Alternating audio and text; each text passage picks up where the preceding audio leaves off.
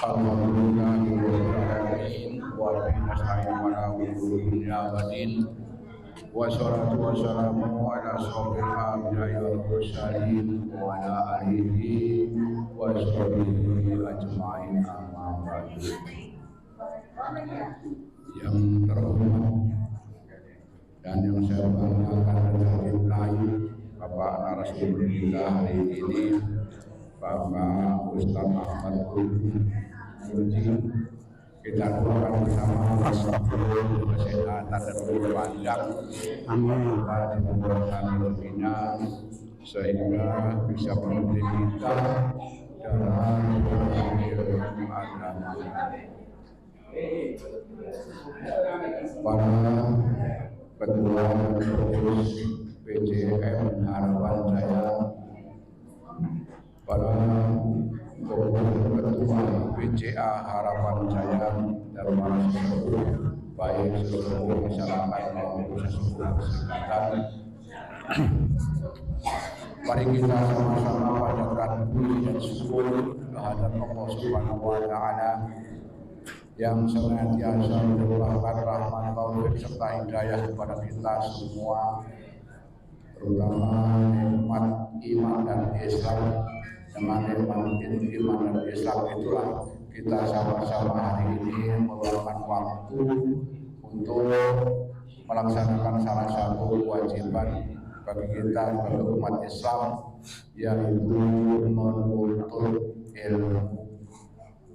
Salawat dan salam selalu kita sampaikan kepada junjungan besar kita Muhammad sallallahu alaihi wasallam beserta keluarga, para sahabat dan para tabi'in, dan akhirnya kita sebagai pengikutnya yang selalu istiqomah.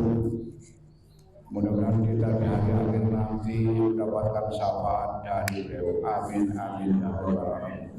Bapak Ibu jamaah Majelis Tabligh, pimpinan cabang Muhammadiyah Harapan Jaya dan pimpinan cabang Aisyah Harapan Jaya, tema kita hari ini adalah tema besarnya adalah menjaga kemurnian beribadah. Untuk menjaga itu, mari kita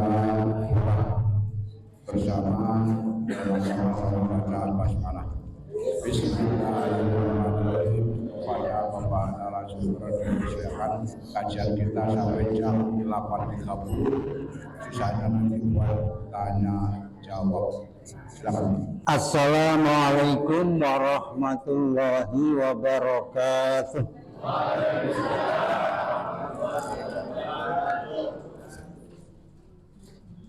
Alhamdulillahi rabbil alamin. Alhamdulillah nasiral mu'minin khadhilil kafirin mu'izzil muwahhidin wa fadhihil ulama wal munafiqin. Asyhadu an la ilaha illallah wa asyhadu anna Muhammadar Rasulullah. Allahumma salli wa sallim ala Muhammad wa ala ali Muhammad.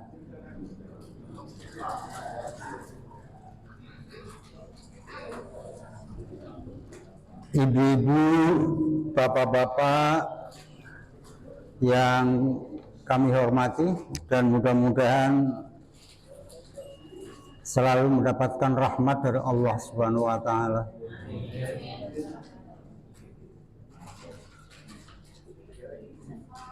Dan semoga salawat dan salam juga akan senantiasa melimpah pada junjungan kita Nabi besar Muhammad dan seluruh pengikutnya, termasuk kita yang hadir saat ini.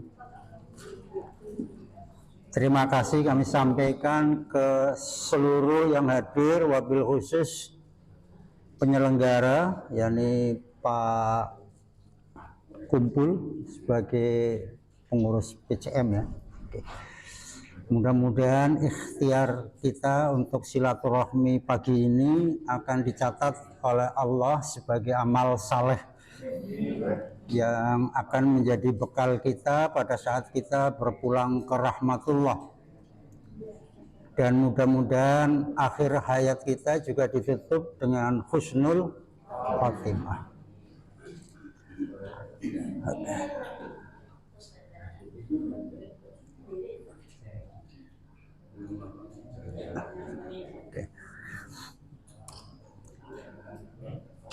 Oke.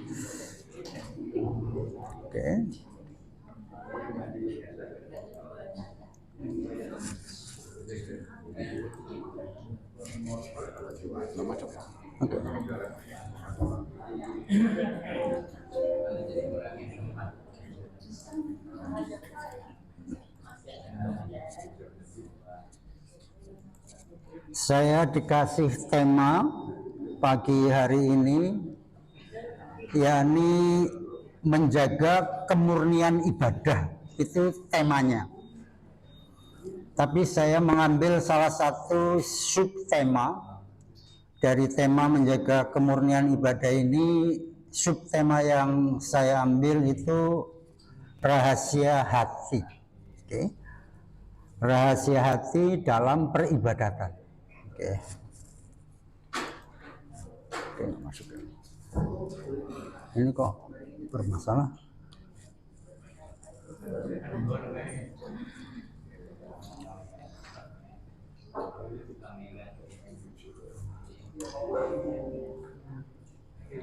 Oke. Ini kenapa ini? Karena nggak masuk ke anu. Kok nggak mau muncul? Orang punya cucu baru dari kemarin. Oke. Nggak masuk Pak. Ini aneh nih.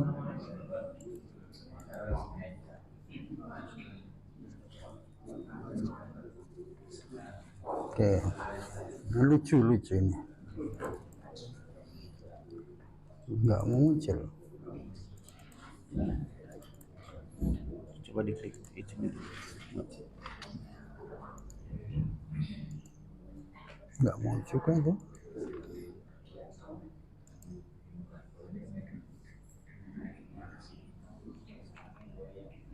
Apa harus ditutup dulu?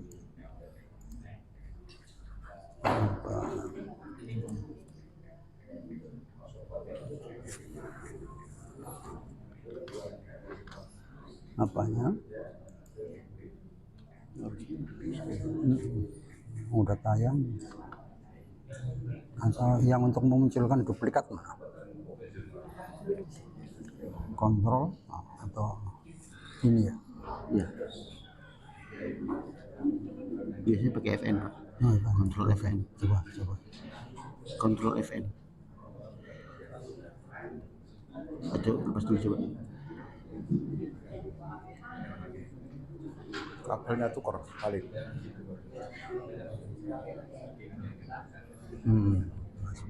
Benar ini. Oke.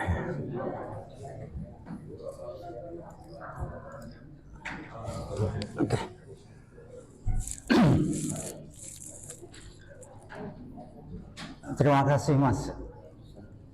Oke.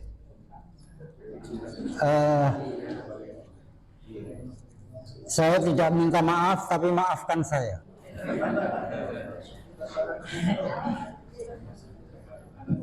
Dan ini bukti bahwa kita diperbudak oleh teknologi.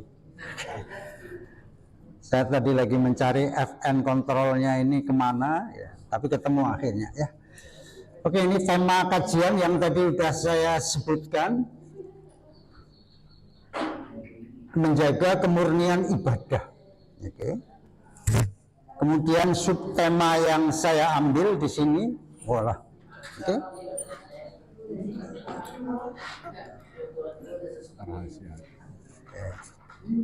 Subtema yang saya ambil di sini ini adalah rahasia hati. Rahasia hati dalam peribadatan. Oke. Nah, ini judul subtemanya, rahasia hati sebuah pembelajaran. Karena pagi ini kita hadir bersilaturahmi, silaturahmi tatap muka dan silaturahmi pengalaman sekaligus silaturahmi keilmuan. Makanya saya kasih dalam kurung rahasia hati sebuah pembelajaran. Jadi ibu bapak dan saya sebenarnya belajar bersama-sama. Saya hanya memfasilitasi melalui infokus ini, ya. Mudah-mudahan akan membawa hikmah tersendiri. Oke. Ini nama lengkap saya. Oke. Ini topik bahasannya. Yang pertama kita akan bahas makna hati menurut Islam. Jadi hati perspektif Islam atau hati menurut sudut pandang agama Islam. Kemudian yang kedua akan kita obrolkan bersama tentang fungsi hati dalam kehidupan manusia. Oke. Yang ketiga ada 3 keadaan kondisi hati manusia itu seperti apa, ya. Kemudian yang keempat kita harus waspada. Jangan hati dikuasai oleh nafsu. Oke. Yang berikutnya apa penawar dan obat penyakit hati. Oke. Dan yang terakhir adalah doa harapan. Insya Allah yang hadir sekarang ini semuanya punya penyakit. Penyakit hati maksud saya. Iya. Termasuk yang ngomong maksud saya. Iya. Kelihatan ya Pak. Iya. Oke. Ya. Saya sholat sekarang juga harus dibantu kursi ya. Ya, karena dengkulnya belum bersahabat. Allah masih kasih ujian. Oke, kita mulai yang pertama. Oke. Makna atau arti hati menurut Islam. Ibu bapak sering dengar dalam bahasa Arab istilah hati disebut qalbun. Oke. Tapi dalam ayat yang pernah saya sampaikan di sini, Allah setelah melahirkan hambanya yang sudah dialog dengan Allah, mudah-mudahan Bapak ingat, saya ingatkan, jadi begitu 4 bulan dalam kandungan disebulkan roh, kemudian diajak ngobrol, lu ngerti nggak siapa gue? Nah, kata Allah, kalau Pak dibahasakan yang enak, ya. Terusan jawab janin yang disebulkan roh, jawabannya apa? Saya paham engkau adalah Tuhan kami. Tidak ada Tuhan selain engkau. Jadi orang yang terlahir ke dunia ini harusnya semuanya itu paham nilai ketauhidan yang ada dari mulai lahir. Dalam perut sudah diajak dialog. Ya dialognya tadi, lu ngerti nggak siapa gue? Gitu. Tapi dijawab oleh janin yang sudah disebutkan itu paham bahwa engkau adalah Tuhan kami. Enggak, kenapa saya ngomong begitu, kata Allah? Jawabannya, kata Allah, kenapa aku ngomong kayak gini? Siapa tahu ntar kalau lu lahir ke dunia lupa sama gue. Nah, itu kata Allah. Itu ada dalam surat Ali Imran 172. Nah itu ngomong apa tadi? Enggak, soalnya bareng-bareng ngomong Pak, jadi susah. Oke. Ternyata setelah lahir, orang yang bapak ibunya Christianity, Protestan Katolik, anaknya Protestan Katolik, Hindu Buddha, Konghucu, ya kan? Yang Islam. Bersyukurlah yang hadir di sini terlahir karena bapak ibunya Islam. Tapi setelah Islam kemudian bagaimana mau memahami Islam yang sebenarnya apa enggak, itu persoalan. Banyak orang Islam yang penting kita sholat gitu loh. Yang penting bisa sholat. Kalau bisa sholat itu yang lainnya nggak penting. Gitu loh. Padahal sumber dari segala sumber ilmu pengetahuan ada dalam Al-Quran. Nah kalau orang Islam nggak mengenal Al-Quran, ilmunya dapat dari mana? Itu persoalan. Dan ini pertanyaan untuk saya juga. Oke. Nah setelah kayak gitu, itu dikasih instrumen. Instrumennya apa? Penglihatan, pendengaran, dan hati. Nah sebutan hati di dalam Al-Quran itu fuad. Ya. Ada sebutan qalb, ada sebutan fuad. Nah ini secara bahasa, kalau menurut ilmu secara etimologis dari satuan bahasa, mana qalb adalah kondisi yang tidak tetap atau berubah-ubah atau tidak stabil. Arti letterleknya. Makanya ada doa ya muqallibal qulub. Oke. Jadi kondisi yang tidak tetap berubah-ubah. Oke. Kemudian dalam bahasa Indonesia kata kalbu digunakan untuk menyebut hati. Oke, qalb. Baik dalam arti fisik itu sebutannya liver maupun secara maknawi. Oke, ini dalam bahasa Indonesia. Kemudian menurut Islam hati dalam bahasa Arab disebut qalb, yang jamaknya itu qulub. Berarti memiliki makna yang jauh lebih dalam daripada sekedar organ fisik. Oke. Sama yang pernah kami jelaskan juga, yang namanya iman itu kan kreatif, bukan percaya. Kalau percaya masih dibatasi oleh ruang dan waktu. Yang pernah saya ceritakan ke ibu bapak, saya cerita ke ibu bapak waktu itu, dalam seminggu ini ada nggak yang ke Ragunan, ya kan? Di Ragunan itu ada gajah hitam tanpa belalai. Wah, percaya nggak? Nggak percaya. Karena jawabannya percaya dan tidak percaya. Percaya karena nggak enak mungkin karena saya yang ngomong. Boleh jadi. Tapi tidak percaya, wah mau Pak Humpin mau siapa yang mau nggak percaya. Ya sah-sah saja. Tapi begitu sampai ke Ragunan ternyata ada benar gajah hitam tanpa belalai. Oh kurang ajar Pak Humpin, benar juga itu kan komentar. Tapi yang tidak percaya benar kan? Memang Pak Humpin itu bego orangnya, ngomong asal jeplak aja. Gitu bisa aja. Tapi percaya dan tidak percaya ini berpengaruh nggak dalam kehidupan keseharian? Berpengaruh? Berpengaruh? Kalau itu berpengaruh, Bapak mau ke belakang, buang air besar, begitu jongkok, ya Allah gajah, gitu. Ya, berpengaruh. Setiap mau makan, Bismillah di piring, ya ampun gajah, gitu loh. Berpengaruh? Enggak, itu termakan oleh waktu dan ruang. Tapi kalau ibu dan bapak mengucapkan saya beriman kepada Allah, berpengaruh dalam kehidupan keseharian? Berpengaruh. Itulah bedanya makna iman yang sering diterjemahkan percaya. Memang nggak ada bahasa lain, bahasa Indonesia untuk menerjemahkan iman itu kecuali percaya. Tapi percaya itu tidak mewakili makna iman yang sebenarnya. Oke, itu saya mengulang biar ibu bapak ingat.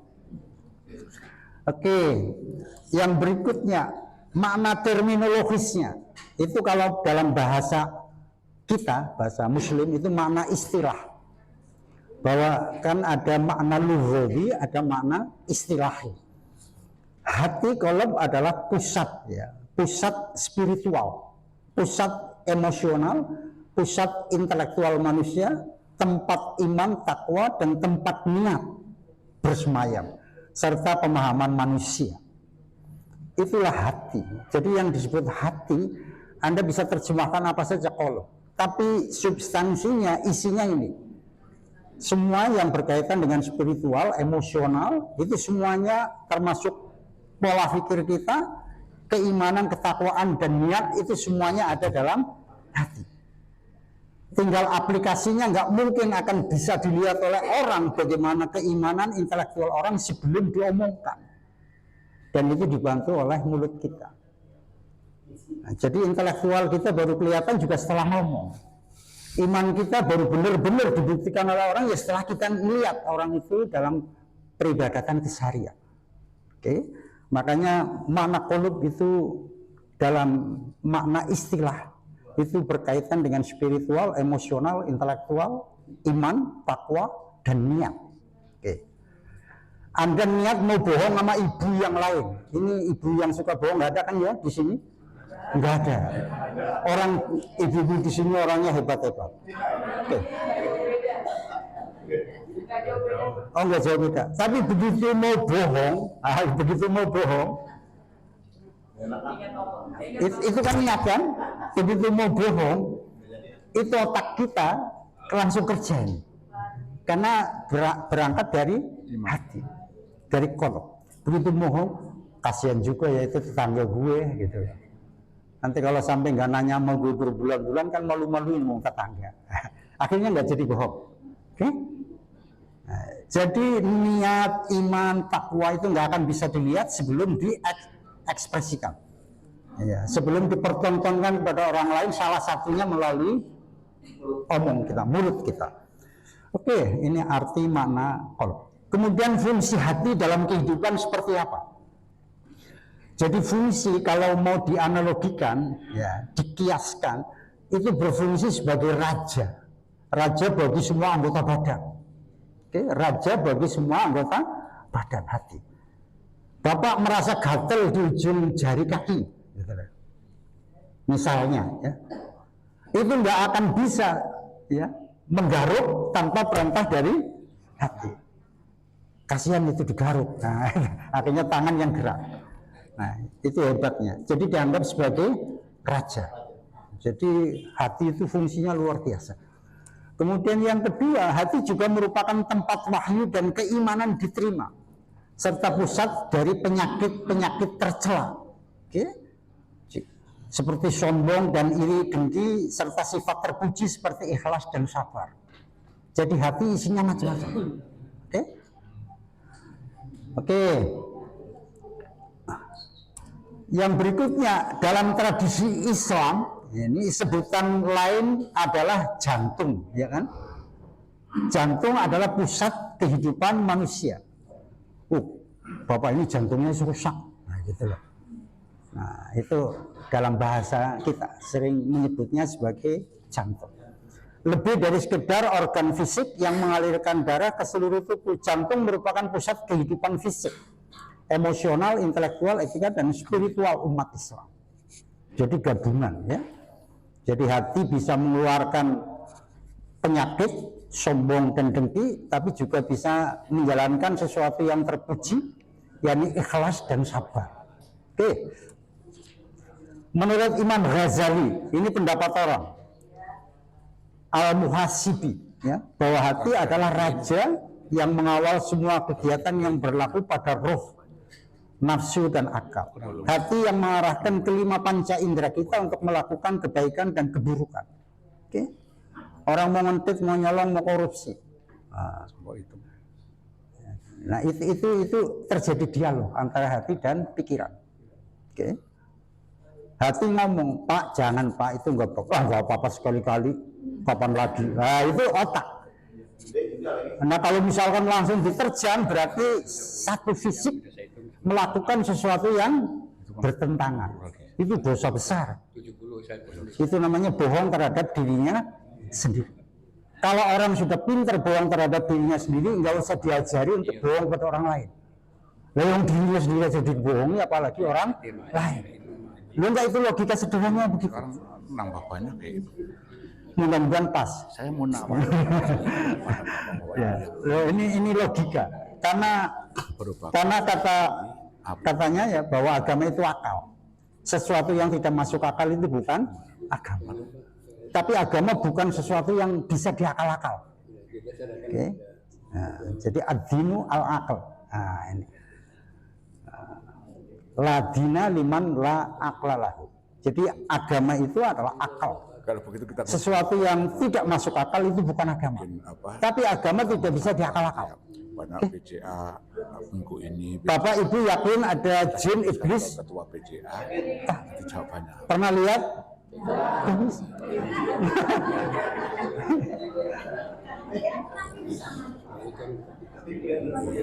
Tapi ini rahasia yang saya omongkan. Kalau ada yang pengen ketemu jin sama iblis, nanti saya ajarin setelah pengajian. Belum enggak, ini udah saya praktekkan. Teman saya udah dipraktekkan. Di pondok pesantren saya dulu diajarin begitu. Tapi dengan catatan satu, jangan ingat Allah dan Rasulullah. Wow, cepat kan? Emang orang hidup Itu satu. Nah, Oh, tapi nanti ceritanya ya. Oke. Nanti di penghujung kalau mau tanya silahkan. Hati itu juga sebagai penentu perilaku. Ini malah dikuatkan dengan hadis. Rasulullah menjelaskan fungsi peran sentral hati apa. Ala wa inna fil jasadi mudghah. Idza saluhat saluhal jasadi kullu, ya kan? Wa idza fasadat fasadal jasadi kullu. Ala wahyal qalb. Oke. Nah, ini ketahuilah bahwa suhunya di dalam jasad itu terhadap segumpal daging. Apabila segumpal daging itu bagus, maka akan menjadi bagus seluruh jasadnya. Tapi kalau segumpal daging itu rusak, maka menjadi rusak semuanya. Apa itu? Hati. Ini sangat jelas sekali bahwa hati itu penentu perilaku. Oke. Nah, ini sebutan lain, ada orang menyebut dengan sebutan apa? Hati nurani atau hati yang paling dalam. Wow, yang dalamnya kayak apa nggak tahu juga. Karena bahasa Indonesia kadang-kadang aneh-aneh. Minum minuman keras, kan berarti harus ada minum minuman lunak kan? Itu bahasa Indonesia aneh-aneh gitu. Kita siarkan juga, siapa tahu. Wong saya sendiri kadang-kadang ketawa sendiri. Karena saya kebetulan ngajar bahasa Indonesia. Bahasa Indonesia tapi khusus untuk mengantarkan orang membuat tulisan karya ilmiah. Itu saya ketemukan kayak gitu banyak sekali. Ya, lucu memang. Tapi itulah ya. Yang penting apa yang disampaikan bisa orang lain paham, itu aja udah. Karena bahasa hanya pengantar saja. Ada sebutan lain hati nurani adalah kesadaran moral batin seseorang. Oke. Batin apa juga susah kan? Itu saya nggak ngerti. Cuma kalau disebut batin pasti kita tahu. Nah, gitu. Tapi menerangkan batin yang sebenarnya kayak apa? Emang udah pernah lihat? Enggak belum. Oke. Tapi begitu disebut batin mengerti bahwa itu bukan rasio, ya, tapi yang berkaitan dengan kalb. Oke. Makanya di sini kesadaran moral batin seorang yang membimbing tindakan, membedakan benar salah, menghasilkan perasaan puas dan atau bersalah. Kemudian ia juga berfungsi sebagai kompas moral. Okay. Jadi penyaring moral. Kemudian memberikan petunjuk untuk berperilaku positif, bertindak sesuai dengan nilai pribadi, serta dapat dibentuk oleh pendidikan, budaya, dan pengalaman. Makanya betapa penting pendidikan. 25 kilo. Okay. Sementara di Indonesia pendidikan itu hampir dilalaikan. Itu luar. Oleh pemerintah juga, ya. Karena duitnya digunakan untuk yang lain atau untuk dimain-mainkan. Tapi ngomong saya keras juga nggak akan didengar kan? Apa artinya huldun ya? Kecuali saya sebagai salah seorang menteri atau pejabat, jadi ngomongnya masih berlaku. Tapi mengkritisi boleh, kita menganalisis situasi boleh. Dan umat Islam harus mengingatkan orang yang salah. Tapi mengingatkan harus dengan data dan fakta yang jelas. Itu tidak bisa dilakukan kalau orang tidak berpendidikan. Oke. Ini hati dalam Al-Quran. Oke. Al-Quran sering menggunakan istilah qulub, hati, itu yang muncul disebut sampai 132 kali. Bayang. Bapak nyari juga susah. Ini berapa meter nih? Saya suka menghitung yang kayak gini. Saya sekarang lagi menghitung, yang menghitung belum ketemu ya, karena masih ada yang sama maknanya tapi kalimatnya beda. Saya sekarang lagi ngitung ya ayyuhalladzina amanu berapa kali disebut, ya ayyuhan nas berapa kali disebut, ya ayyuhan nabi berapa kali disebut, ya bani Adam berapa kali disebut. Kali 2 kan luar dalam. Itu ada ya. Oke. Nah ini kolab. Nah, nanti kalau ibu bapak tadarus begitu ketemu kolab berhenti, satu. Nanti ketemu lagi berhenti, kolab 2. Bener apa enggak? 130. Oke. Ini fungsi hati dalam Al-Quran sebagai pusat spiritual dan emosional manusia, pembentuk perilaku, moralitas dan hubungan individu dengan Tuhan dan sesama. Oke. Nah ini kadang-kadang orang menyebut bahwa agama kuncinya 2, hablum minannas dan hablum minallah. Itu kurang 1. Harusnya hablum minallah, hablum minannas dan hablum minal alam. Oke. Yang itu dilupakan. Akhlak kita, akhlak pada Allah, akhlak pada Rasul, akhlak terhadap sesama, akhlak terhadap binatang, akhlak terhadap alam semesta. Jadi hablum minallah, hablum minannas dan hablum minal alam. Yang untuk hari ini. Itu yang benar sebenarnya. Ya. Cuma itu jarang disebut. Oke. Atau mungkin menganggap bahwa hablum minal alam itu udah bagian dari manusia. Mungkin ya. Tapi sangat berbeda. Alam itu salah satu makhluk Tuhan. Sama halnya manusia juga makhluk. Jadi sesuatu yang berbeda. Oke, karena makhluk Allah kan ada 4 ya. Kemudian diakui sebagai pusat pemahaman iman dan takwa. Kalau kewajiban ada di kita. Itu fungsi hati dalam Al-Quran, simpel sekali bahasanya. Kalau sebagai pusat pemahaman dalam diri kita itu ada ranah yang namanya ranah lupa ya. Apa? Mana? Oh, ranah minang.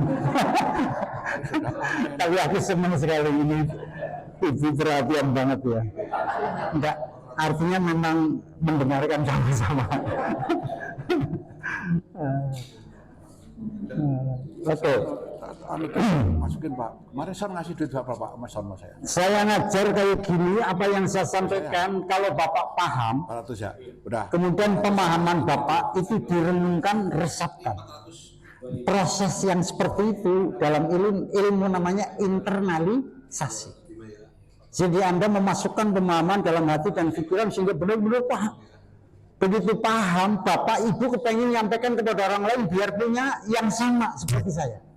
Itu namanya dalam ilmu aktualisasi. Oke. Itu beda. Kemudian begitu sudah disampaikan kepada orang, tiba-tiba yang menerima dan yang ngomong itu kepengen sama-sama, ini bagus, ini harus dipraktekkan. Nah begitu dipraktekkan namanya implementasi. Ini dalam keilmuan jadi ada internalisasi, ada aktualisasi, ada implementasi. Tapi kadang-kadang itu di Surabaya mananya sama. Padahal itu beda. Oke. Mengikuti kata hati dalam Al-Quran dan ikutilah fitrah Allah yang telah Dia ciptakan bagi manusia. Artinya apa? Untuk meraih petunjuk dalam segala usaha, dalam kebanyakan kasus manusia hendaknya mengikuti kata hatinya dan memeriksa apakah hatinya menyatakan dirinya sebagai penjahat atau sebagai diri yang tidak bersalah. Oke. Jadi kontrol yang paling utama dalam manusia untuk bisa berbuat baik atau buruk itu adalah hati. Pikiran itu hanya nyambung saja. Tapi jangan sekali-kali ibu dan bapak melakukan apa saja belum ada kesepakatan antara hati dan pikiran. Itu pasti jelek.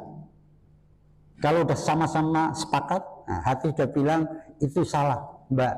Itu salah, Bu. Pikiran, oh iya benar salah. Nah, lakukan atau tinggalkan. Kalau yang baik, hati bilang baik, itu baik, Mbak. Itu baik, Bu. Itu baik, Pak. Pikiran kemudian menyetujui baik, lakukan. Nah, tapi kalau hati sudah bilang itu jangan, Bu, bahaya itu jangan, Pak, bahaya. Tapi pikiran, nggak apa-apa sekali-kali. Nah, kalau itu nekat diterjang berarti melakukan sesuatu yang bertentangan dalam dirinya sendiri. Mudah-mudahan ibu dan bapak bisa. Dan itu perlu kesabaran yang sangat luar biasa. Oke. Bapak ibu suka marah? Oh hebat itu. Marah bagus enggak ibu bapak? Enggak, saya tanya sekarang. Marah itu sifat setan atau sifat manusia? Jadi kalau ibu dan bapak marah itu sebenarnya apa itu?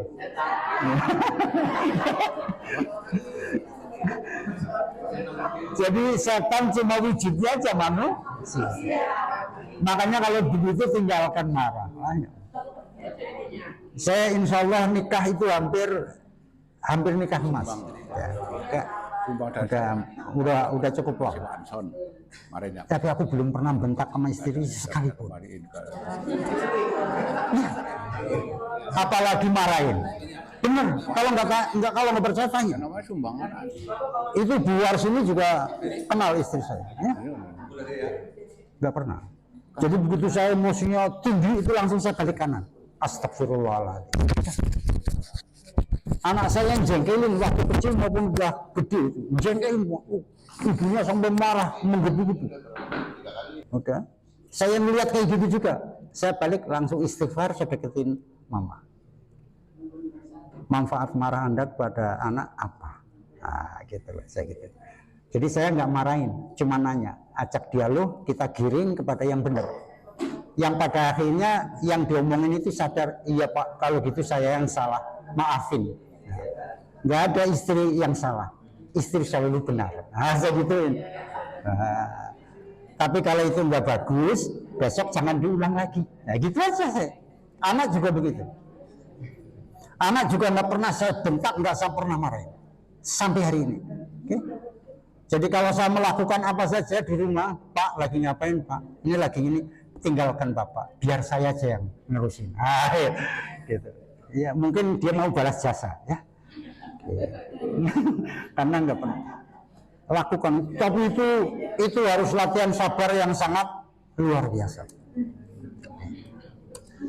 Sadarkan bahwa perilaku yang jahat ikutin hati lah, ya. Ini sekarang beda akal dan hati. Nah, ternyata akal dan hati ada bedanya. Kalau akal itu bersifat rasional, jadi semuanya dasarnya pikiran aja, ya? Melakukan analisis untuk proses berpikir. Jadi mau melakukan apa saja itu dianalisis. Dan ini kebanyakan yang kayak gini bapak biasanya. Ya, kalau bapak kan pragmatis saja, ya. Nggak ada manfaat ini, jangan lakukan. Menurut bapak, gitu kan? Itu hebatnya bapak di situ. Namanya aja kepala rumah tangga, kepala keluarga. Kepala rumah tangga kan ibu. Jadi dalam keluarga ada kepala dua. Kepala keluarga dan kepala rumah tangga. Makanya pernah saya sampaikan di sini bahwa orang itu terlahir politis, orang lahir agamis, dan orang terlahir itu sosiologis. Kenapa politis? Begitu lahir anak udah dikenalkan bahwa dalam organisasi terkecil dalam masyarakat keluarga itu ada ketuanya, namanya kepala keluarga. Ada yang ngatur tata bengeknya, ya. Jadi administratif manajerial, atau manajerial siapa? Kepala rumah tangga, ibu. Jadi jangan remehkan ibu. Pekerjaan ibu jauh lebih berat dibanding papa. Papa kan kerja pagi pulang malam. Ibu 24 jam kerja. Udah gitu dikerjain juga. Maaf. Sorry. Oke. Kemudian kalau hati itu bersifat spiritual, emosional dan sebagai pusat keyakinan dan rasa. Oke. Beda ya. Kemudian kalau akal itu membantu membedakan baik buruk serta merenung. Oke. Tapi kalau hati menjadi sumber iman dan cinta yang tidak akan dapat dijangkau oleh manusia sepenuhnya. Orang mencintai sesuatu. Dulu ibu bapak nikah dengan ibu, bapak ya nikah dengan ibu itu kan karena cinta. Dan ibu juga nikah dengan bapak karena cinta. Tapi yang namanya cinta nggak boleh pilih-pilih. Jadi ujung rambut sampai ujung kaki. Jadi yang namanya cinta artinya itu totalitas. Bukan buta Pak. Cinta itu totalitas ya, totalitas. Jangan cinta kepada perempuan karena sampelnya. Wow, bunting padi. Tunggungnya seperti biola Meksiko. Wow.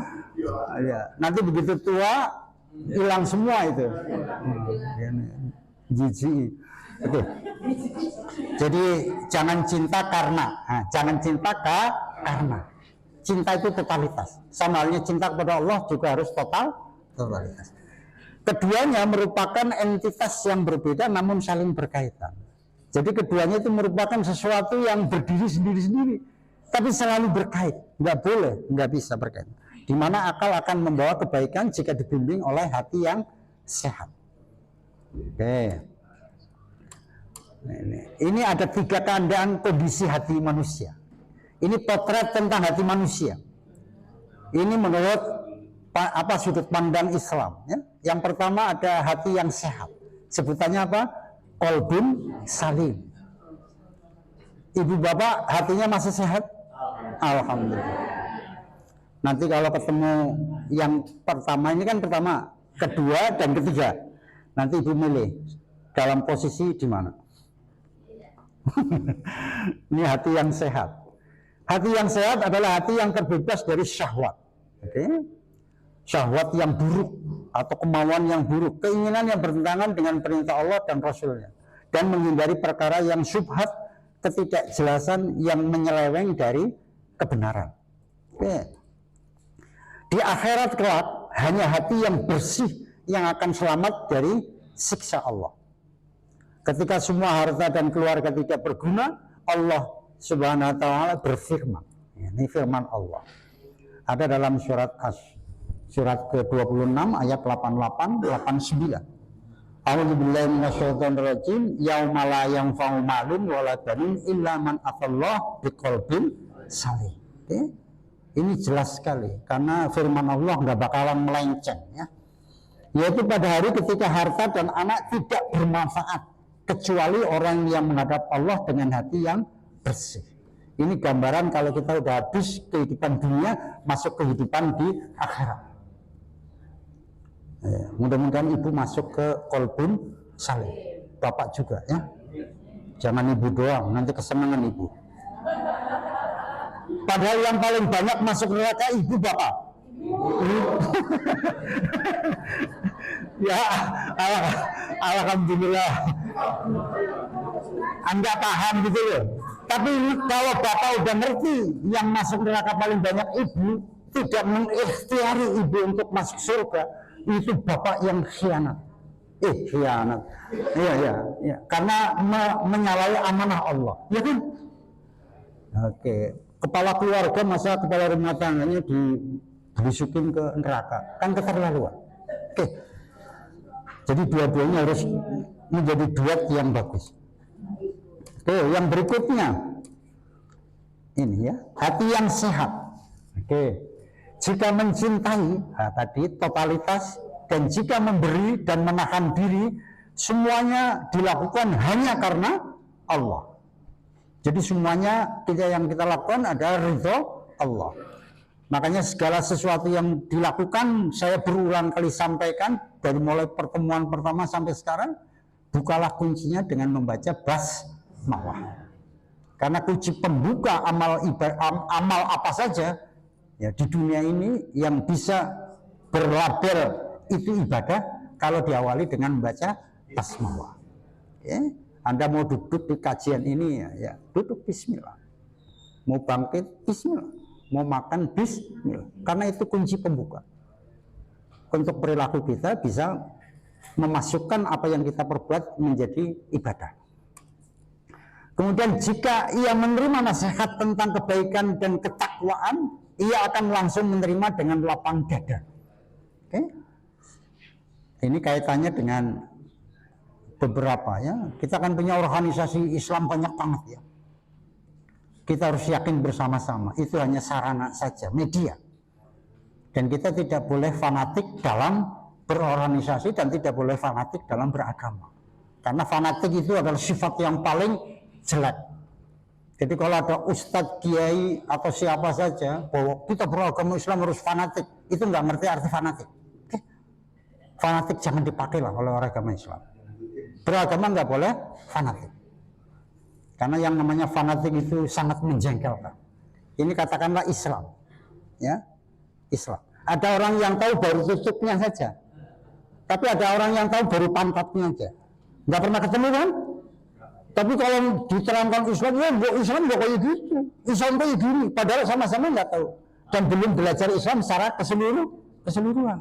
Itu namanya fanatik. Kokoh memegang apa yang ia tahu, tapi telinganya nggak mau menerima pendapat orang lain. Itu namanya fanatik. Apa itu benar menurut agama? Nggak benar. Makanya jangan fanatik. Karena fanatik itu istilahnya orang orientalisme. Jadi orang Kristiani yang menyebarkan Kristen terhadap orang-orang yang beragama lain termasuk Islam. Oke. Dan ditanamkan fanatisme agama. Itu sangat berbahaya. Makanya banyak sekali orang-orang di luar Islam, non-Muslim itu memanfaatkan orang Islam selalu bentrok. Jadi kalau ada bentrok antar ustadz, antar ulama dengan sebutan apa saja. Kemarin ramai masalah Habib, masalah apa. Sekarang juga ada di medsos, lucu lagi itu. Saya kadang-kadang ngeri. Ini siapa yang membuat? Jadi kalau ada keributan kayak gitu, saya nggak pernah mikir yang ngomong. Tapi siapa dibalik siapa? Itu yang saya cari. Siapa tahu orang Islam itu dimanfaatkan. Dengan kekurangan pengetahuannya, walaupun itu ustadz, punya pondok pesantren dan segala, enggak penting. Itu manusia. Kentutnya sama kita. Kentutnya sama ya.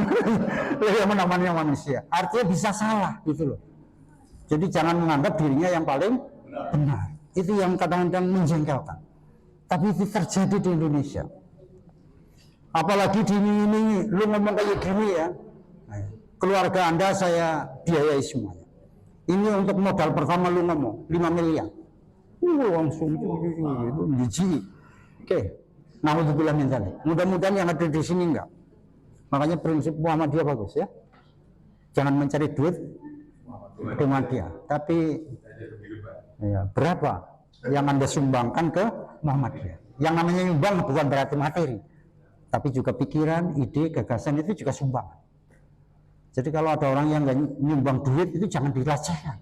Siapa tahu dia malah lebih menyumbang, karena nyumbang ide, pikiran itu jauh lebih bagus karena membawa manfaat orang banyak. Oke. Tapi kadang-kadang susah ya. Ini dalam surat Al-Mu'minun ayat 4. Ulaika yusari'una fil khairat wa hum laha sabiqun. Ya. Tapi dibaca ya. Mereka itu bersegera untuk mendapat kebaikan-kebaikan dan mereka lah orang-orang yang segera memperolehnya. Oke, ini semuanya berkaitan dengan hati nurani. Kalau kita bersih. Jadi mereka pasti akan bersegera untuk mendapatkan kebaikan dan mereka lah orang yang segera memperolehnya. Oke, makanya bersihkan hati. Ada lagunya kalau nggak salah ya. Wow, ibu apa itu? Kalau bapak sebenarnya kan dengerin dan komentarin. Suaranya sembilan. Misalnya ya. Ya nggak apa-apa lah. Ya boleh. Oke. Di kamar mandi bawa HP. Kemudian di situ mendengarkan ceramah agama. Oh, itu kan jijik. Atau Anda membaca pesan-pesan keagamaan. Di mana? Di WC. Oh, itu kan naudzubillah. Itu berarti menempatkan sesuatu yang tidak proporsional. Oke, ini kedua, hati yang sakit. Nah, ibu ada yang sakit nggak tahu saya. Bapak, namanya kolbun marid. Kolbun marid itu apa? Kondisi hati yang orang beriman, namun mengandung penyakit. Oke? Di dalam hatinya tertanam kecintaan, ya, dan ketamakan, syahwat yang sifatnya duniawiah. Dalam bahasa agama namanya hubud dunia. Dengki, sombong, ria, ujub, dan berbagai sifat buruk yang menjerumuskan pada perilaku maksiat. Perilaku maksiat adalah perilaku yang selalu bertentangan dengan Quran dan Sunnah Rasul. Itu kalau orang senangnya kayak gini, ya, mengutamakan cinta dunia, dengki, sombong, ria, ujub, merasa dirinya paling hebat, dan bersifat buruk yang niatnya mencelakakan orang lain. Jadi kalau ada orang susah, dia ketawa-ketawa. Senang. Tapi begitu ada orang senang, gondok dia. kurang ajar. Kapan bisa bikin susah dia? Oh, itu kan kalau ada orang kayak gitu itu namanya qalbun marid. Jadi hatinya udah sakit. Oke. Mengapa ada orang yang secara lahiriah tampak terhormat, cantik, tampan, bahkan kalangan pejabat atau orang yang dianggap berkelas, bahkan tokoh yang mengerti ajaran agama, tapi ternyata perilakunya buruk? Ada nggak ini? Banyak banget itu. Ada yang hafiz Quran gitu, semua orang tahu, tapi perilakunya nggak menampakkan hafiz Quran. Naudzubillah min dzalik. Nggak usah disebut lah. Nah, itu luar biasa ya. Kemudian tindakannya nista dengan melakukan maksiat baik tersembunyi maupun terang-terangan, merampas hak orang lain, korupsi, manipulasi, menyalahgunakan wewenang atau jabatan. Ucapannya kasar, jorok atau menyakiti perasaan orang lain. Hatinya dipenuhi penyakit yang berat atau bahkan telah rusak parah. Sebutan terakhir, naudzubillah. Mudah-mudahan hati kita yang qalbun salim. Jangan sampai qalbun marid. Ini yang ketiga, yang luar biasa. Namanya qalbun mayyit. Hati yang mati. Ada yang hadir hatinya mati?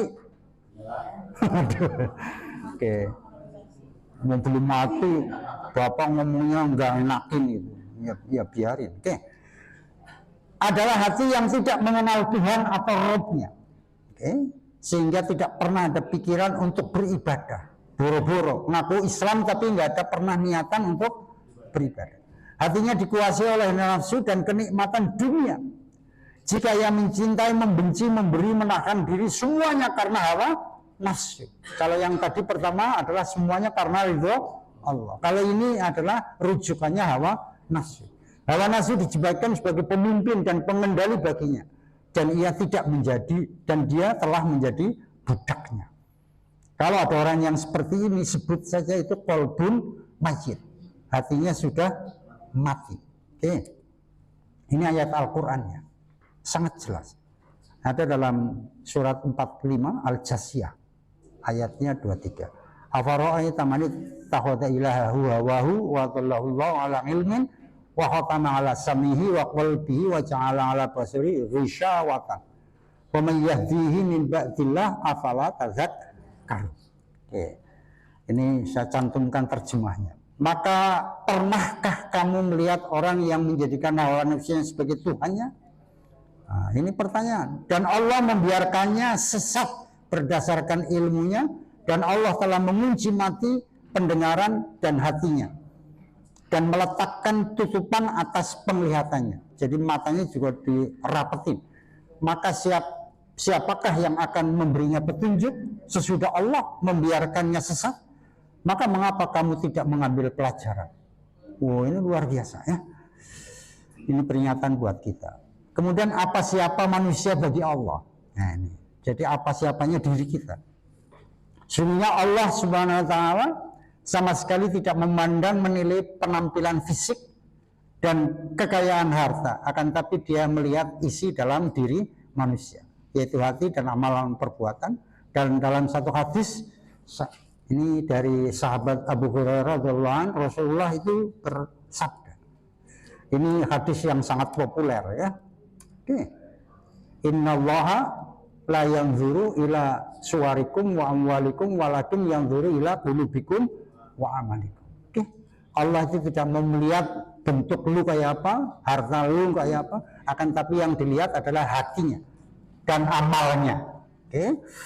Ini sangat populer. Oke. Di sisi lain hati juga merupakan bagian yang mudah sekali mengalami perubahan. Saya sampaikan ya muqallibal qulub. Memang arti aslinya bolak-balik ya. Kemudian, hati itu lemah dan mudah terwarnai. Hal ini sebagaimana yang telah diungkapkan oleh Rasulullah. Apa ungkapannya?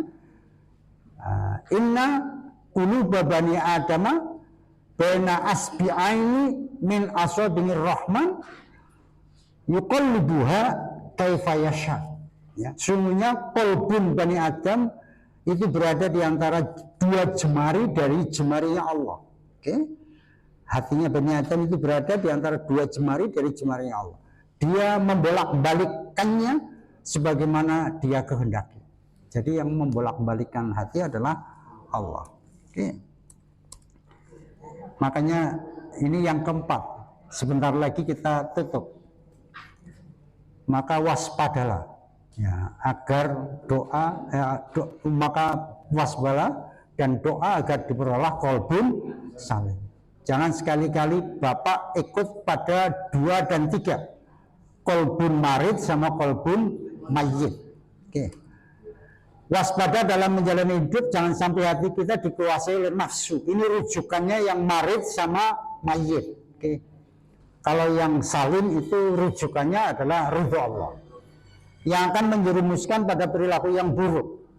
Kemudian Nabi berdoa kepada Allah agar dikaruniai qalbun salim. Doa Rasulullah seperti apa? Was'aluka qalban salim. Nah, atau Anda boleh Allahumma as'aluka ya boleh. Atau Rabbana as'aluka boleh. Atau wa as'aluka qalban salim, ya. Atau Anda nggak usah bahasa Arabnya, boleh saja. Aku mohon kepadamu ya Allah, hati yang bersih. Udah. Karena Allah bahasa apa aja bisa. Oke. Jadi nggak usah pusing-pusing. Kadang-kadang pusing, ini Arabnya gimana, aku belum hafal Bu. Nggak usah mikir gitulah. Yang penting maksudnya ngerti. Wah, Anda baru batin aja Allah tahu. Ibu batin mau nyuri, itu Allah udah ngerti. Udah langsung dicatat. Tinggal jadi apa enggak itu kan. Nah, gitu. Jadi nggak usah pusing. Kadang-kadang orang dipusingkan bahasa Arabnya seperti apa. Oke. Saya sering sampaikan itu hadis dan Quran sambil terjemahnya, ya, ketimbang pusing. Cuma saya kasih unjuk bahwa ini ada di mana, ya, biar nanti dicari. Jadi tidak hanya mendengar tapi belajar bersama-sama. Doa lain yang cukup masyhur agar kita diberi ketetapan hati dalam memegang teguh nilai ajaran agama, doa Rasulullah apa? Ini yang tadi sudah saya sampaikan. Ya muqallibal qulub, sabbit qalbi ala dinik. Ibu bapak juga dapat. Tapi ini sumbernya adalah hadis riwayat Tirmidzi. Wayat yang maha membolak-balikkan hati, teguhkanlah hatiku di atas agamamu. Oke. Jadi ini doa sebenarnya untuk menggiring kita untuk masuk pada qalbun salih. Oke. Tapi kalau udah dibolak-balikan tetap marid dan mayit, ya keterlaluan. Hati yang sakit dan mati. Oke. Ini penawar. Nih, ini baru diobatin. Penyakit hati penawarnya apa? Simpel sekali. Hanya membaca dan mentadabburi Al-Quran. Jadi biasakan tadarus, tapi jangan hanya tadarus saja. Sekali waktu baca terjemahnya, biar ngerti, gitu loh. Kenapa orang kok sering pakai dalil ini? Begitu ketemu ayat itu langsung ibu baca terjemah. Oke? Dan baca Quran yang bagus itu adalah setelah subuh sampai salat duha, atau setelah maghrib sampai isya. Biasakan. Sore setelah maghrib 1 juz, subuh sampai duha 1 juz. Jadi sehari berapa juz? 2. 15 hari khatam. Bisa? Bisa. Aku sama istri duet gitu. Walaupun yang dibaca surat yang beda. Pokoknya setiap habis maghrib sama habis isya. Kecuali kalau ada keluarga kampung datang, ya itu yang nggak sempat, ya. Nah itu, ibu lagi tukar pikiran kan? Ya, lu khatamnya sebulan berapa kali? Aku setahun baru khatam. Ya nggak apa-apa, karena belajar agama itu bisa pendek, bisa lama. Yang lama ya jangan disalahin. Ya memang caranya lama, tapi lebih cepat lebih bagus. Kenapa saya ini menjadi penawar membaca dan mentadabburi? Mentadabburi itu mendalami, menginternalisasi Al-Quran dengan terjemahnya dalam hati dan pikiran kita. Itu tadabbur. Tadabbur bahasa ilmiahnya itu internalisasi. Oke. Nanti kalau udah internalisasi, aktualisasi. Sudah aktualisasi, kemudian implementasi. Wa nunazzilu minal Qur'an, ya, ma huwa syifaa'un wa rahmatul mu'minin wa la yazidu dzalimina illa khusran. Dan kami turunkan dari Al-Quran suatu yang menjadi penawar, obat. Jadi membaca Al-Quran itu obat dan rahmat bagi orang yang beriman. Dan Al-Quran itu tidaklah menambah kepada orang-orang yang zalim sekali selain kerugian. Jadi rugi kalau orang yang nggak pernah bersentuhan dengan Al-Quran. Anaknya memindah Quran di atas lemari itu jangan disentuh itu. Itu kitab suci. Wow, cuma digituin doang tapi nggak pernah dibaca gitu. Anaknya nyentuh Quran, jangan itu kitab suci. Oh. Nah, kitab suci kan harus dibaca, enggak, ibu juga nggak berani sentuh. Belkedes itu. Kelihatannya ngomongnya orang tua benar tapi malah menjerumuskan anak. Oke, ada dalam surat Yunus juga begini, ya ayyuhan nas qad ja'atkum mau'izatan mir rabbikum wa syifaa'un lima fis sudur wa hudan wa rahmatun lil mu'minin. Oke. Ini ayat-ayat pendukungnya luar biasa. Wahai manusia, sungguh telah datang kepadamu pelajaran, yakni Al-Quran dari Tuhanmu, penyembuh bagi penyakit yang ada dalam dada dan petunjuk serta hormat bagi orang yang beriman. Makanya kalau ibu bapak nanti kalau anaknya sudah mandiri, kepengen pindah rumah, nggak mau dekat sama ibunya, ke rumahnya sendiri, kepengen membuktikan dirinya bisa, begitu masuk rumah, bacakan surat Al-Baqarah. Ya. Nah, suami istri baca surat Al-Baqarah, pokoknya sampai khatam 3 kali. Insya Allah rumahnya bersih. Itu janji Allah yang sudah diriwayatkan hadis Rasulullah. Jadi kalau Anda gimana? Oh, nggak bisa. Emang maunya tinggal tetangga. Bapak mau tinggal di rumah yang baru, di rukun baca Quran, kan jijik. Jangan lah. Walaupun mungkin seminggu dari rampung Al-Baqarah memang salah. Kalau bisa 3 kali khatam Al-Baqarah masing-masing suami. Insya Allah. Bapak akan ditemani makhluk gaib. Jin, tapi muslim. Tapi kalau nggak dibacain itu ada temennya gaib, tapi iblis dan setan. Tinggal milih mau teman iblis atau jin yang muslim. Jadi setiap rumah bapak ibu itu ada jinnya, ya ada. Ibu pernah merasakan sholat yang makmum jin? Oh belum, ya syukur. Kalau sampai melihat kan lari. Enggak ngerti ya. Oke, bagus. Tapi pernah pada saat kemudian berasa keringin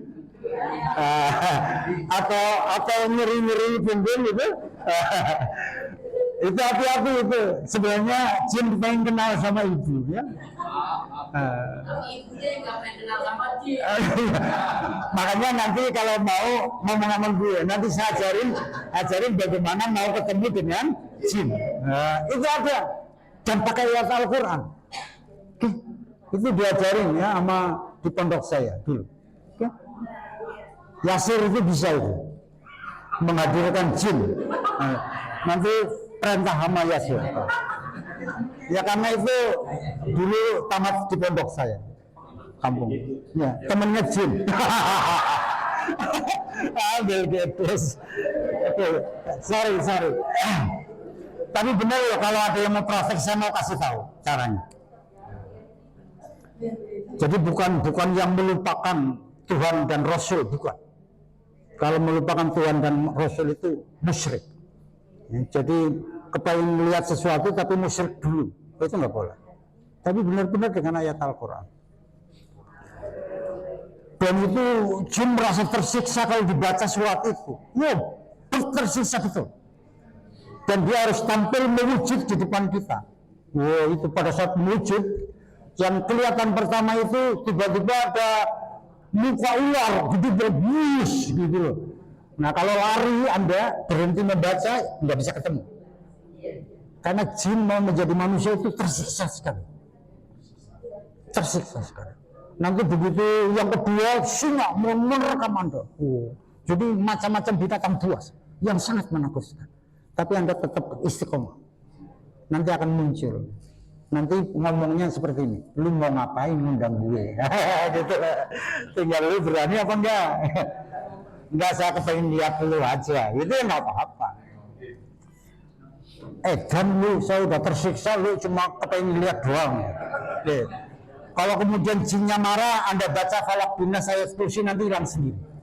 Nah, simpel banget. Hadir hilangkan dengan ayat Al-Quran. Kalau mau praktek silahkan. Hah? Ini kedua, obat hati adalah zikir. Dan Al-Quran adalah resep dan panduan penyembuhan. Maka mengingat Allah adalah proses meminum obat itu sendiri. Keduanya terpisahkan, ya. Sebab Al-Quran adalah bentuk zikir yang paling agung. Nah itu. Alladzina amanu wa tatmainnu qulubuhum bi dzikrillah, ala bi dzikrillah tatmainnul qulub, ya. Wahai orang-orang yang beriman, lu kepengen nggak hatinya tenang, ya. Lu ingat, ingat, ya. Allah itu akan membantu ketenangan hati Anda. Oke, ini terjemahan bebasnya. Tapi kalau mau baca di sini, ya nanti, ya.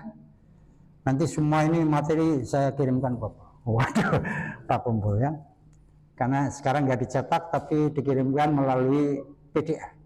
Oke, nanti malah nggak hilang, ya. Kalau kopian kan nanti sampai rumah ditaruh kan? Ditaruh nggak dibaca. Begitu anaknya megang, jangan. Itu di situ aja, jangan dipindahin. Itu penting itu. Cuma gitu doang tiap hari. Nggak pernah dibaca. Kan jujur. Oke, memang kadang-kadang orang aneh-aneh, ya. Termasuk yang ngomong maksud saya. Yang saya juga manusia kan, ya bisa aneh. Oke. Ini para ulama menjelaskan bahwa zikir memiliki 3 tingkatan. Oke. Ada zikir lisan, ya. Nah, yaitu mengucapkan kalimat-kalimat thayyibah. Ada tasbih, ada tahmid, ada tahlil, ada takbir. Tasbih gimana tasbih? Subhanallah. Apa? Subhanallah. Tahmid? Oke. Tahlil? Ada orang ini orang menyitin ini. Kalau ada orang tahlilan benci misalnya, ada orang ngomong kayak gitu. Lu nganggap saya Islam bukan? Islam. Saya mengucapkan la ilaha illallah berapa kali melalui sholat. Kan bu, aku membenci tahlil. Lu enggak lah. Nah, jadi kalau dibilang kayak gitu, jawabnya seperti itu. Enggak ada. Orang Islam nggak boleh membenci tahlil. Nah, cuma cara bertahlil itu yang berbeda, ya. Kemudian ada zikir qalb, kesadaran kehadiran hati adanya kebersamaan Allah. Jadi zikir melalui hati. Kemudian ada zikrul jawarih, zikir anggota tubuh, yaitu perbuatan seluruh anggota tubuh dalam ketaatan kepada Allah. Itu namanya zikrul jawarih. Di samping zikir lisan, zikir ke hati, tapi ada zikir jawarih. Jadi anggota badan kita itu berzikir, bergerak untuk melakukan sesuatu yang baik, sesuai dengan tatanan dan tuntunan Allah. Itu bentuk zikir. Jadi jangan menerjemahkan zikir itu menyebut asma Allah aja, bukan. Yang semua tadi berzikir kok. Apalagi manusia. Nah kalau manusia nggak menggunakan akalnya untuk berzikir, ya persis kayak semut. Oke, jadi harus oke. Ini harapan dan doa terakhir. Soalnya Pak Kumpul udah melirik-melirik saya terus. Oke, jadi. Walaupun aku nggak lihat, tapi firasat saya udah nyampe. Ini harapan dari doa. Semoga dari kajian ini dapat diambil hikmahnya. Bisa kira-kira? Dan diberikan kemampuan untuk melakukan dan mengamalkannya. Nah, itu harapan. Kita kan bukan saya yang ngajarin, tapi belajar bersama. Jadi ngajak ngobrol, logik apa enggak. Jadi sebenarnya kajian agama adalah kajian untuk belajar bersama-sama. Oke? Jadi jangan menganggap saya ustadz, saya orang jangan, sama-sama. Kalau saya tahu itu sebenarnya kehebatan saya yang tahu duluan aja. Nggak ada yang hebat kok. Makanya kalau ada profesor, doktor sombong, itu saya paling benci itu. Sombong di depan mahasiswa, nggak ada hebatnya profesor doktor. Cuma Allah memberikan dia tahu duluan, gitu aja. Nah kalau Allah memberikan yang sama, Bapak juga profesor, gitu. Itu hebatnya, makanya jangan sombong lah. Oke, jadi saya hanya memfasilitasi saja. Terkait dengan zikir sebagai obat hati hanya akan manjur ketika ketiga tingkatan itu bersatu. Antara lisan yang berucap, hati yang menghayati, dan anggota tubuh yang membuktikan. Wah, itu. Ya. Akhirnya mudah-mudahan Allah Subhanahu wa taala memberikan taufik dan kekuatan untuk bisa menyembuhkan penyakit hati yang kita alami agar kelak saat menghadapi Allah akan hadir dengan hati yang bersih.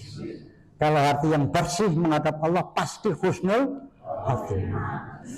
Mudah-mudahan yang kumpul pagi hari ini sampai siang benar-benar akan dicatat oleh Allah sebagai hamba yang sangat layak menghadap dengan husnul khotimah. Jangan orang mati diucapin mudah-mudahan husnul khotimah. Yang udah mati kok tapi kadang-kadang kalau ada orang meninggal mudah-mudahan husnul khotimah. Udah mati kok. Ini wassalamualaikum warahmatullahi wabarakatuh. Ini syukron katsir. Nah, tepuk tangan. Oke.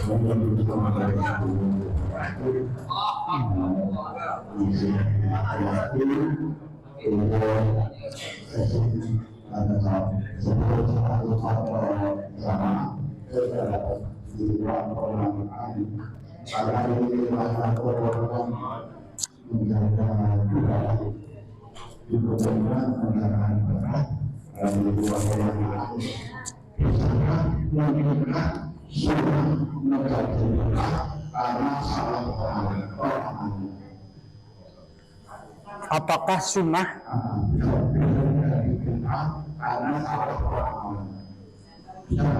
Contohnya kayak apa?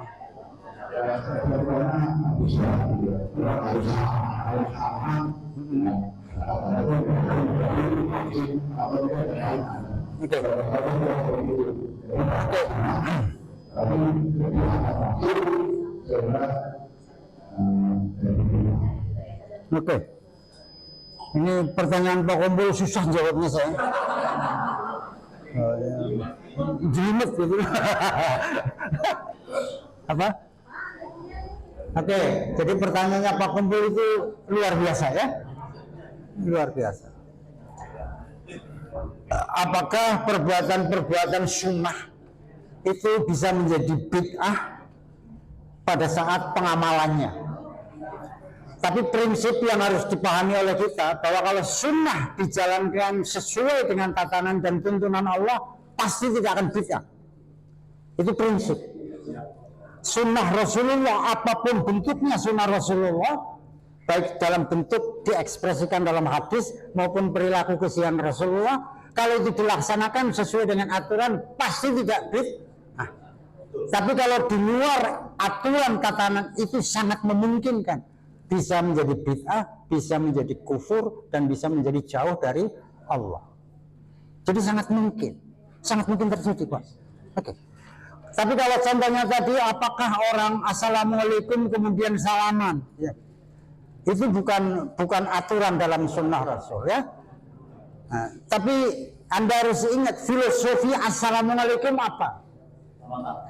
Bukan assalamualaikum ke kanan dan assalamualaikum ke kiri, filosofinya apa? Bahwa Anda sebagai orang muslim tidak hanya sholat, begitu lu rampung itu di sebelah kanan lu ada orang lain, di sebelah kiri lu juga ada orang lain. Jadi Anda harus berinteraksi dengan orang lain. Filosofinya kan harus berinteraksi dengan orang lain. Jadi kalau kemudian salaman itu bentuk interaksi bukan? Kalau bentuk ihsan itu ya nggak apa-apa, silahkan aja, pusing amat. Enggak, berpikirnya begitu, logika berpikirnya seperti itu. Jangan kemudian misalkan saya ada kelompok tersendiri misalnya dalam agama Islam, salaman nggak boleh itu, nggak ada dalam Al-Quran. Tapi filosofi salam, kenapa harus salam ke kanan, salam ke kiri? Allah mengingatkan, setelah lu sholat lu mikirin sebelah kanan lu siapa, sebelah kiri lu apa. Lu jalan pulang sebelah kiri kanan Anda siapa? Kemudian lu berpapasan dengan orang itu siapa? Apa lu main jepul gini? Ya kan enggak. Ya tatapan ya tetap senyum kan? Apakah kamu kemudian bid'ah? Ya enggak. Oke. Selagi apa yang dilakukan itu tidak berlawanan dengan sunnah Rasul, enggak ada masalah. Budaya apa saja di Indonesia selagi tidak bertentangan dengan sunnah Rasul, enggak ada masalah. Walaupun banyak sekali budaya yang merusak sunnah Rasul. Yang saya sering ceramah menyampaikan yang seperti itu, besok lagi nggak diundang itu. Padahal aku nggak kepengen diundang sekali aja nggak masalah kok. Tapi ada kayak gitu. Saya di Pondok Gede tahu ya? Saya diundang untuk ceramah Maulid Nabi. Nah pengurusnya itu pengurus Al-Azhar Pusat. Jadi Pondok Gede mentok itu kan pada perempatan atau pertigaan itu. Ujung-ujung itu kemudian belok kiri arah Bekasi itu di sebelah kanan ada masjid besar sekali. Saya diundang sana. Bapak mau berangkat sini atau dijemput? Nah, dia bilang gitu. Emang ada yang siap jemput? Ada Pak. Ya kalau gitu jemput aja. Biasanya jauh banget gitu loh. Akhirnya anak Al-Azhar yang jemput ke sana. Saya menerangkan Maulid. Maulid itu sebenarnya apa? Kapan Maulid itu mulai ada? Siapa penggagasnya Maulid? Gitu loh. Ceramahnya agak lama. Jadi nggak ada yang marhabanan, yang tolak al-batin itu. Yang pada saat nanti pada kalimat tertentu semua jamaah berdiri. Ya. Kemudian karena Rasulullah datang. Tapi kalau waktu yang sama ada 100 tempat di Indonesia dengan waktu yang sama mengadakan Maulid Nabi, apakah Rasulullah datang kemudian dipisah-pisah? Di sana tangannya, di sini kakinya, di sini kan enggak logik. Itu menurut saya enggak logik. Nah itu saya terangkan apa adanya. Tapi saya enggak menghilangkan kesejarahan tentang Maulid. Saya ceritakan. Baru selesai MC belum berkomentar, itu langsung ustadz di situ naik ke mimbar. Ibu-ibu, bapak-bapak, dan jamaah sekalian yang kami hormati, saya senang sekali Pak Huldun, ceramahnya bagus sekali. Oh gitu loh komentarnya. Hebatnya orang mau ngerendahin. Bagus sekali. Semua itu terpana. Oh gitu loh. Itu kiainya. Tapi tidak seperti biasa kalau kita ngadain maulid yo. Gitu loh. Nah, kayak gitu. Jadi ibu seneng maulid dan yang kayak biasanya atau yang ceramah kayak Pak Huldun ini kayak biasa. Gitu loh. Tapi aku diem aja ini. Ya. Nah yang mengundang saya merasa bersalah, minta maaf berulang-ulang. Enggak usah maaf. Memang menerangkan sesuatu yang benar itu pahit. Tapi kalau orang salah dibiarkan, masa kita tega? Teman-teman hamba Allah kemudian terjerumus pada perbuatan yang salah. Karena kalau ada orang salah jangan hanya disalahin, tapi bagaimana membenarkan orang yang salah. Kemudian ada undangan misalnya, ada 3 hari, 7 hari, 40, ada yang haul 1000 misalnya. Begitu datang ke rumahnya, Pak Huldun mau datang enggak? Itu acara apa? 40 hari. Kehadiran saya sebagai apa? Saya tanya gitu. Oh ya, Bapak maunya apa? Gitu. Enggak. Kalau kehadiran saya untuk hadir, aku enggak. Tapi kalau saya diminta untuk ngomong, mau. Akhirnya disuruh ngomong saya. Mau ngomong saya panjangin gitu. Terus yang baca doa nanti siapa? Saya duduk di ceramah yang baca doa. Begitu ceramahnya panjang selesai, saya bilang, Pak, doanya pendek aja ya. Jadi doa satu jagat aja. Gitu. Karena udah malam kan akhirnya yang punya rumah udah langsung doa aja Pak. Gitu. Jadi kalau hanya datang aku enggak. Karena itu keyakinan. Ya. Apa manfaatnya ilmu kalau kita udah tahu yang benar, kemudian kita mengelak dari kebenaran? Enggak bisa. Karena saya belajar semua agama. Ibadah-ibadahnya agama orang Hindu kayak apa, orang Buddha kayak apa, orang Kristen, Protestan, Katolik kayak apa, lahirnya Protestan kayak apa. Insya Allah saya tahu. Karena saya belajar lama. Jadi kalau kemudian ada budaya yang muncul dari agama-agama yang non-Islam kemudian saya suruh ikut, aku nggak mau. Karena itu bertentangan dengan Islam. Oke. Mudah-mudahan kita apapun yang kita tahu jalankan sesuai apa yang kita yakini. Mudah-mudahan bermanfaat.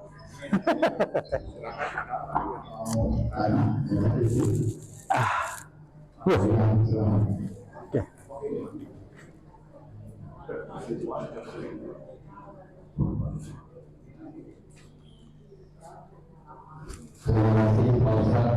Saya keberatan dengan kalimat bahwa dalam Islam tidak boleh, bahkan kalimat itu saya pesannya kok dilarang agama fanatisme. Ya. Ada boleh saja la ilaha illallah. Itu berarti sudah merupakan kalimat fanatik. Selain Allah tidak kita terima. Ya. Jadi maksudnya fanatisme itu tapi pada boleh pada ranah mungkin fikihnya, syariatnya. Baik pada ranah juga mutlak harus seperti. Nah maksud saya itu. Ya. Kemudian saya bertanya kalau hati itu objeknya mencari benar salah atau baik buruk. Kemudian kalau akal penalaran itu objeknya mencari salah benar atau baik buruk. Karena dalam kajian yang sering disampaikan pada ahli itu kan, kalau agama itu pada aspek etika sehingga tidak bicara benar salah, tapi baik buruk. Kalau ilmu penalaran lebih pada aspek benar salah. Atau karena agama dari wahyu atau ilmu coding adalah dari alam misalnya. Jadi kita antara tafakur dengan tadabbur. Terima kasih. Oke. Ini saya lupa namanya Pak siapa? Pak Halim ya. Pak Halim ini kalau nanya luar biasa nih. Luar biasa dan biasa di luar. Rame. Terima kasih Pak. Saya tadi sudah jelaskan ada bahasa fanatik. Fanatik itu bukan bahasa agama. Oke? Bahasa agama tapi bukan bahasa agama Islam, tapi non Muslim. Oke? Itu satu. Fanatik artinya kalau menjadi paham namanya fanatisme. Tapi Pak Halim bagus memegang prinsip kokoh. Wow, itu harus ada ranah fanatisme. Wow, itu bagus. Akidah. Ya akidah, itu harus fanatisme. Oke, ya. Tapi kalau pakai bahasa fanatisme itu yang nggak benar menurut agama kita. Karena yang namanya fanatik itu kokoh memegang prinsip, tapi tidak mau dengar apapun di luar yang sebenarnya. Itu arti fanatik.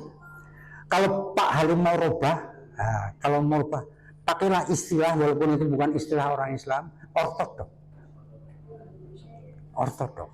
Jadi asyhadu an la ilaha illallah kemudian al-fatihah macam-macam, kita harus ortodok memegang itu. Ortodok itu bukan artinya kolot tradisional kampungan basic, bukan. Ortodok itu artinya adalah orang yang menjalankan agama sesuai dengan tata aturan agama. Itu arti ortodok. Tapi konotasinya kok kelihatan Desa memang. Iya. Makanya saya cegat dulu Pak Halim ya. Jangan menerjemahkan ortodok itu kampungan tradisional basic. Ya. Itu bukan itu artinya. Contohnya banyak sekali istilah-istilah kayak gitu Pak. Ada ortodok, ada fanatisme, ada konservatisme, ada fundamentalisme. Itu istilah-istilah orang bukan orang Islam. Itu istilahnya orientalis. Jadi orang-orang Barat yang ahli agama Timur itu namanya orientalis. Kebalikannya kalau orang Timur yang ahli agama Barat namanya oksidentalis. Emang orang Islam mau pakai istilah itu? Wah, bukan berarti menyalahkan Pak Halim. Enggak. Saya hanya membenarkan makna istilahnya. Jadi istilah fanatik jangan dipakai untuk agama Islam. Bahwa kita orang Muslim itu harus fanatik terhadap agama, itu salah itu. Karena yang namanya fanatik adalah memang kokoh memegang prinsip, tapi tidak mau dengar apapun yang datang dari luar kecuali apa yang diyakini dia. Itu bagus nggak orang Islam kayak gitu? Menurut Pak Halim bagus nggak ya kayak gitu? Hahaha. Pak Halim ketawa ya. Oke, jadi kalau orang Islam itu harus ortodok. Wah gitu. Ortodok itu adalah orang Islam yang menjalankan agama Islam sesuai dengan tata aturan. Itu namanya Islam ortodok. Makanya dalam Kristen, khususnya Kristen Katolik itu karena istilah ortodok lahir dari Kristen Katolik.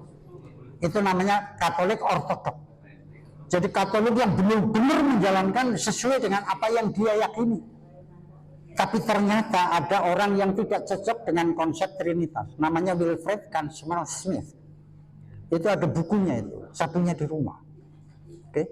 Nah itu dia protes. Akhirnya dia banyak sekali pengikutnya. Makanya lahirlah Protestan. Itu sebenarnya dari protesnya orang yang tidak cocok dengan konsep Katolik Ortodok. Oke.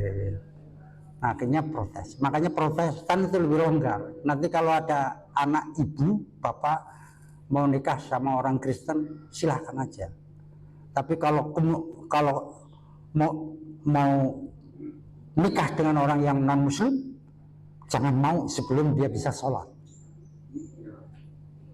Dulu saya calonnya Kristen, Katolik.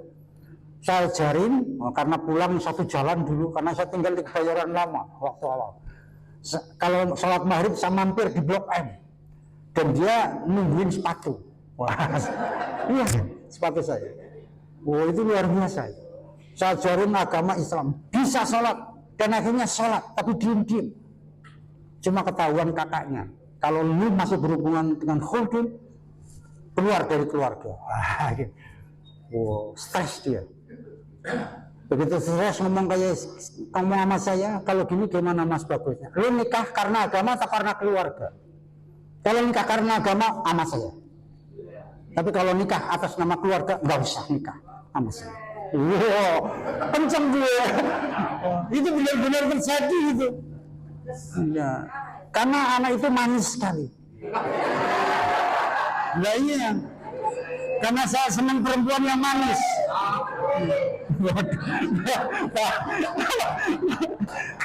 Iya, karena orang manis itu kalau diajak hormat manten, dadanya nggak lama.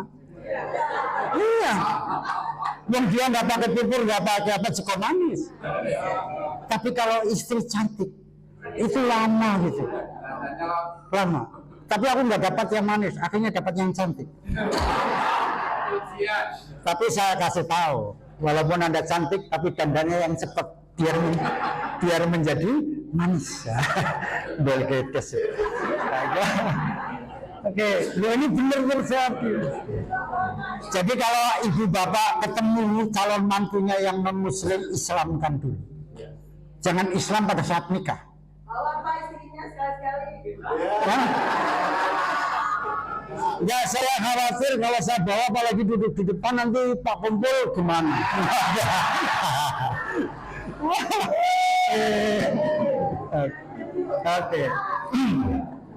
Oke ya. Jadi boleh ya Anda mau naksir anaknya dengan agama, tapi dengan catatan satu, jangan nikahkan sebelum dia bisa sholat.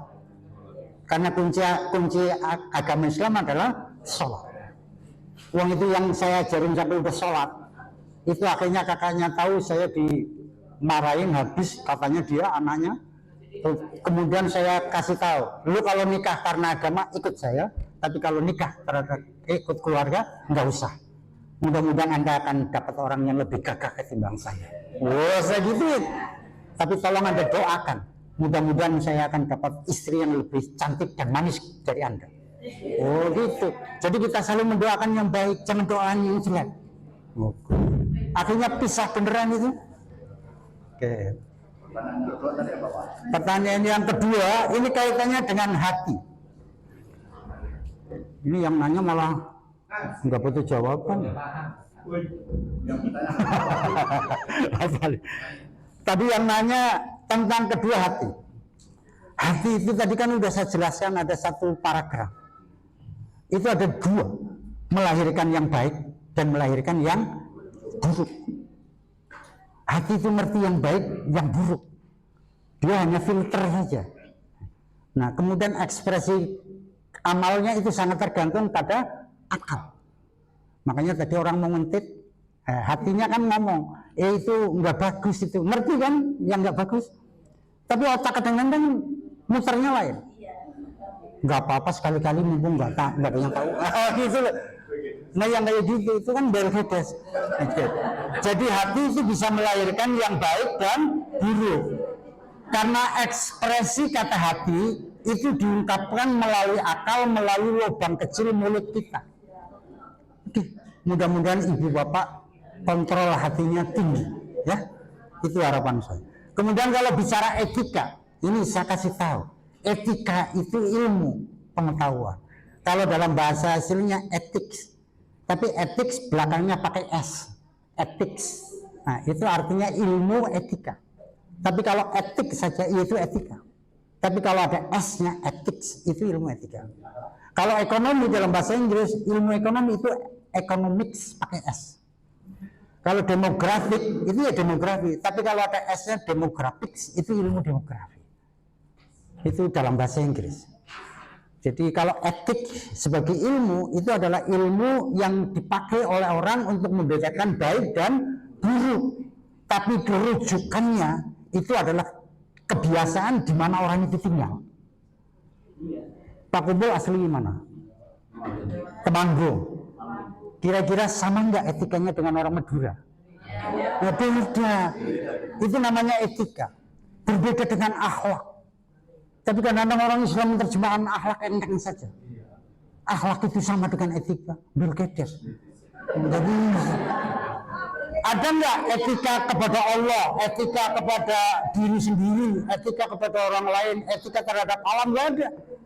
Tapi akhlak ada, akhlak terhadap Allah, akhlak terhadap dirinya sendiri, akhlak sama manusia, akhlak terhadap binatang, dan akhlak terhadap alam semesta.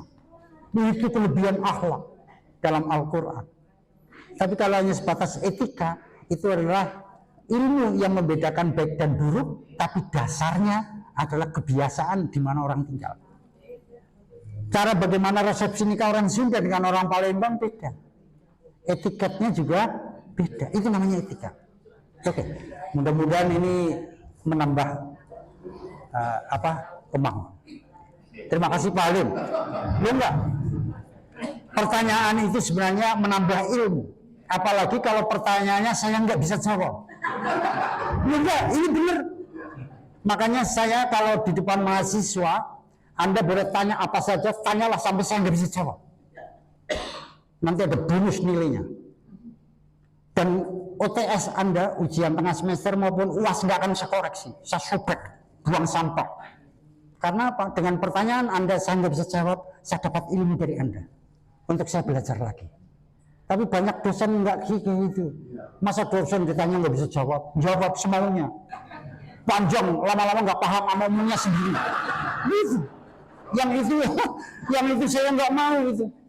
Jadi kalau ada pertanyaan nggak bisa blank, aku ngomong langsung nggak bisa. Anda jangan pulang dulu nanti. Segitu. Saya catat nomor mahasiswanya, namanya siapa. Oke. Dan saya cek diskusi. Minggu depan saya jawab pertanyaannya. Nah, buku yang Anda baca apa? Oh gitu, saya gitu. Karena saya ngajar teologi. Ngajar teologi di Asafiyah waktu itu. Begitu ngajar teologi, saya mewajibkan ada buku 3. Dan itu buku yang berat menurut saya, teologi ini. Ternyata dia nanya, padahal udah saya kasih kayak gini tayangan.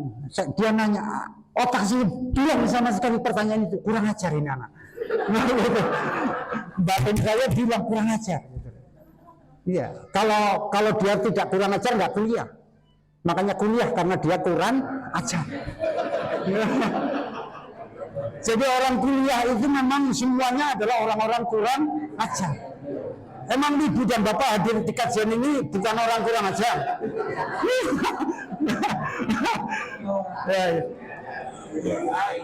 Cuma kurang ajar itu sudah terpatri di otak kita, itu bahasa negatif kelihatannya ya. Tapi kalau coba bukan kurang ajar, bapak ini kurang asem, malah gak jelas itu. Kurang asem, bisa kecut, bisa asem, itu namanya asem. Tapi kalau kurang ajar jelas gitu loh. Kurang ajar, berarti perlu belajar.